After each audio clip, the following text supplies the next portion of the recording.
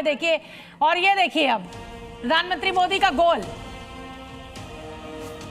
यहाँ पर ममता बनर्जी उसे रोकती हुई ग्राफिक्स में नजर आती हैं।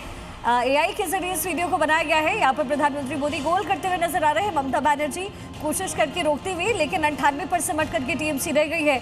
191 रुझानों में 191 तक आंकड़ा अभी बीजेपी का पहुंच चुका है। अदर्स के खाते में 4 सीटें आती हुई नजर आ रही है, लेकिन जो कहा प्रधानमंत्री मोदी ने वो यहाँ करके दिखाया है। जाहिर है शुभना, इसमें कई लोगों की मेहनत होती है, लेकिन अगर ब्रॉडर वे में देखिए पूरी तस्वीर बीजेपी की बहुत ही मजबूत पेश होती हुई नजर आ रही है। बिल्कुल, और क्रेडिट जाहिर सी बात है प्रधानमंत्री मोदी की लीडरशिप को जाएगा, उनकी लोकप्रियता को जाएगा, जिस तरीके से वो अपनी बात को कम्युनिकेट कर पाते हैं, जिस तरीके से बीजेपी जमीन पर अपनी बात को वोटर तक पहुंचा पाती है। मुझे लगता है बाकी पार्टियां इसमें पिछड़ रही हैं, और वही हमें जो दिख रहा है आंकड़ों में। 5 स्टेट्स में चुनाव होता है और 3 स्टेट्स में बीजेपी बढ़त बना लेती है और सरकार बनाने की स्थिति में आ जाती है, तो ये विपक्षी दलों के लिए जरूर कहीं ना कहीं सोचने का विषय है।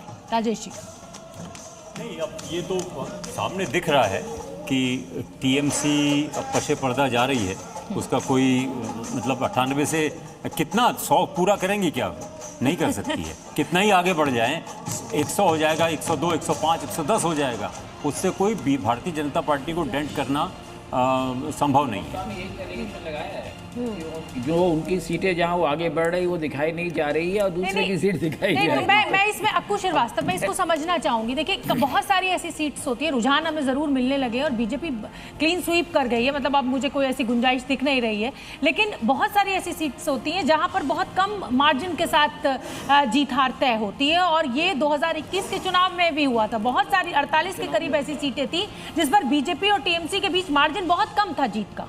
एक चीज़ शोभना समझ लीजिए, हर चुनाव में ये ऐसा होता है, ऐसा कोई नया नहीं। बिहार के चुनाव में अभी जो चुनाव हुआ था उसमें भी मुझे याद है कि 5000 से कम की 37 से 38 सीटें थी, 2000 से कम की 37